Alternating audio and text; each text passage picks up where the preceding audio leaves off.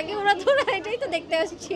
বাংলাদেশে তো item song হয়ই না, যে শাকিব খানকে অনেক ভালো লাগে তাই। সাকিবের মুভি বেশি দেখি না, খুব বেছে বেছে।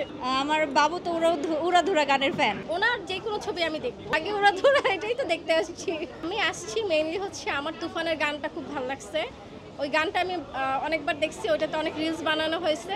আর ওর বড় কথা হচ্ছে ওর লুকসটা আমার কাছে এবার অন্যরকম লাগছে। আর বাইরে যেহেতু কলকাতার সাথে মিলে ওর একটা কাজ, তো ভাবলাম যে দেখি। আর ওর পরে প্রিয়তমা যে ছবিটা, ওইখানেও সাকিবের অভিনয়টা ভালো লাগছে।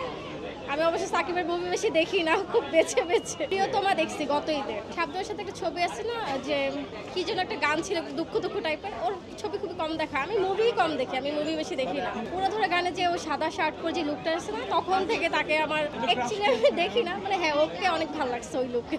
হ্যাঁ শিলা কি যেমন ইন্ডিয়ান তো আইটেম সং দেখি, বাংলাদেশে তো আইটেম সং হয়ই না, যেগুলো হয় ওগুলোকে আইটেম সং বলে না। কিন্তু এইটাকে আসলে একদম বলা যায় যে হ্যাঁ একটা আইটেম সং, এটা ঠিক আছে। আর বাংলাদেশে যেগুলো আইটেম সং এর আগে হয়েছে, ওগুলোকে আমি আইটেম সং মনেই করি না।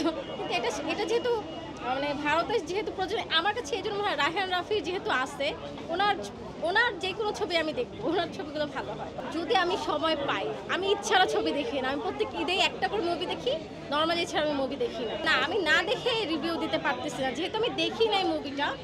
জাস্ট ট্রেলারটা দেখছি, ভালো লাগছে, এটা পুরোটা দেখি, দেন আমি আপনাদেরকে বলতে পারবো যে হ্যাঁ আমরা আস্থা রাখতে পারি। শাকিব খানের তো সবসময়ই দেখি, এর আগেও রাজকুমার দেখেছি, তারপর প্রিয়তমা দেখছি। শাকিব খানকে অনেক ভালো লাগে তাই। আমি শুনলাম এটা নাকি অনেক ভালো হয়েছে, আমার মামা বলতেছিল। আর আমার কাছে মনে হয় কি যে মানে একটার থেকে আরেকটা বেশি সুন্দর, একটার থেকে আরেকটা বেশি সুন্দর।